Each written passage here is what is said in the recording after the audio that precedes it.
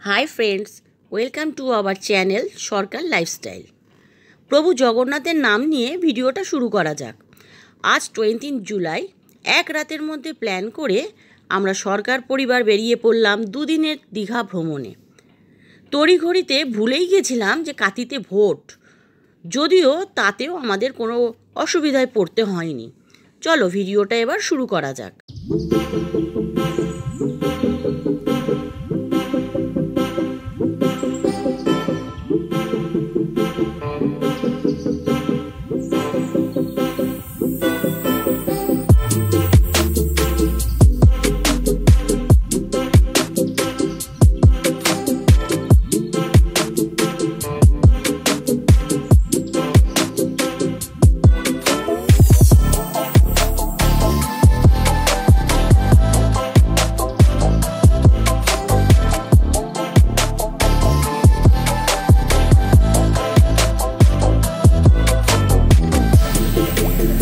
বাদে চলার পথে আমরা পেয়ে গেলাম রেলগেট।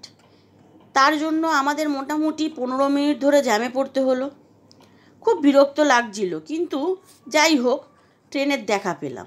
অমনি মনটা খুব ভালো হয়ে গেল, কারণ আর বেশিক্ষণ আমাদের জ্যামে আর দাঁড়াতে হবে না।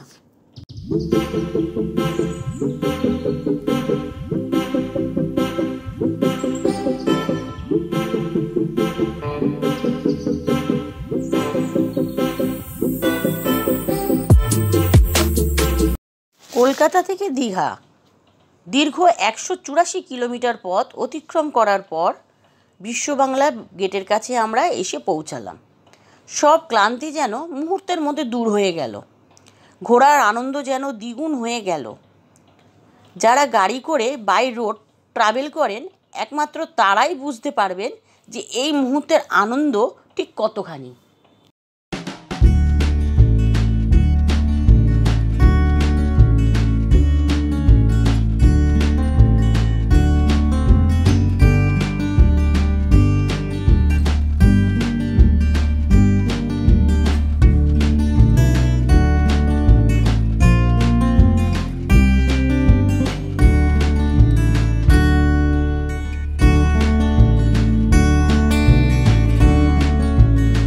এবারের জন্য আমাদের সরকার পরিবারের দুদিনের ঠিকানা ছিল হোটেল স্বর্ণ।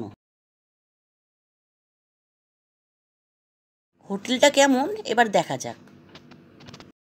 রুমে ঢুকেই প্রথমে চোখে পড়ল একটা ওয়ার্ড্রপ, একটা ড্রেসিং টেবিল, তাতে দেওয়া ছিল 500 ml জলের বোতল, ইলেকট্রিক কেটেল এবং তার সাথে ছিল চা, কফি, চিনি, দুধের স্যাশে। পাশে ছিল একটা সোফা, সামনে রাখা ছিল একটা ছোট্ট টি টেবিল, একটা ছিল বড় স্মার্ট টিভি, একটি কিং সাইজের বেড, একটি সিঙ্গেল সাইজের বেডও ছিল এবং একটি অত্যন্ত সুন্দর প্রিন্টিং ছিল দেওয়ালে। সিলিং ফ্যান ছিল এবং সেন্ট্রাল এসিও তার সাথে ছিল। রুমের সাথে ছিল অ্যাটাচ ব্যালকনি, সেটা ছিল খুবই বড়, সাথে ছিল বসার জন্য বেতের চেয়ার টেবিল। সব মিলিয়ে রুমটা ছিল খুবই স্পেশিয়াস এবং কমফোর্টেবল। এবার দেখা যাক অ্যাটাচ বাথরুম। এতে ছিল একটা আয়না, বেসিন, শাওয়ার ও ডেন্টাল কিট, কোমোড, আর ছিল সেপারেট শাওয়ার প্যাসেজ, গিজার এবং অত্যাধুনিক ট্যাপ। এই হোটেলের মূল আকর্ষণ হচ্ছে সুইমিং পুল। এটি ছিল বেশ বড়। সুইমিং পুলের পাশে ছিল রেস্ট নেবার জন্য সুন্দর ব্যবস্থা। এখানে ছিল separate rain dancing room. Swimming পুলে নামার জন্য এখানে সিনথেটিক কস্টিউম ম্যান্ডেটারি। যদি আপনার কাছে নাও থাকে তবে 100 টাকার বিনিময়ে সেখান থেকে কস্টিউম ভাড়া নিতে পারেন। পার্সোনালি আমরা সুইমিং পুল নিয়ে স্যাটিসফাইড ছিলাম না। আপনারা দেখতেই পাচ্ছেন পুরো জলটা সবুজ রঙের হয়ে গেছে। বিস্তারিত আমরা বলবো ভিডিওর শেষে। দুপুরের লাঞ্চ সেরে একটু ঘুমিয়ে নিয়ে ইভিনিংয়ের আউটিংয়ে বেরিয়ে পড়লাম। ওল্ড দীঘাতে পাঞ্জাব ন্যাশনাল ব্যাংকের ঠিক অপোজিটে একটা ছোট্ট হলেও খুব সুন্দর করে সাজানো ক্যাফে দেখতে পেলাম। সেটার নাম ছিল বং পিৎজা। সেখানে সাজানো রয়েছে পুরনো সাইকেল, সহজপাঠের নানা রকম দৃশ্য, পুরনো দিনের কলকাতার নানা রকমের ছবি, ডাকবাক্স, খড়কুটো, নানা রকম জিনিস দিয়ে সেটাকে ডেকোরেশন করা। সেখানে আর একটা জিনিস দেখলাম যে উত্তম সুচিত্রা সেনের একটা বিশাল বড় ক্যানভাস।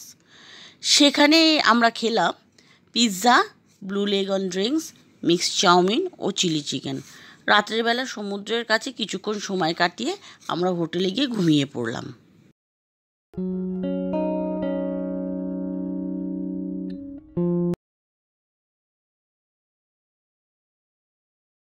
সকালবেলায় ঘুম থেকে উঠে রেস্টুরেন্টে চলে এলাম রুমের সাথে কমপ্লিমেন্টারি ব্রেকফাস্টের জন্য। সেখানে ছিল চা, কফি, লস্যি, ধোকলা, ডিম সেদ্ধ, ব্রেড পকোড়া, পোহা, ফ্রুটস, সম্বর, ইডলি, ছোলার ডাল, লুচি, স্যান্ডউইচ, ম্যাঙ্গো জুস, জ্যাম, 2 রকমের কর্নফ্লেক্স, বাটার, ব্রেড টোস্ট করার জন্য ছিল রাখা ওইখানে ব্রেড টোস্টার। তবে আমি বলবো এখানে লস্যি আর স্যান্ডউইচটা একটু হলেও টেস্ট করবার জন্য। খুব সুন্দর ছিল সে দুটো, আমার তো খুবই ভালো লেগেছে।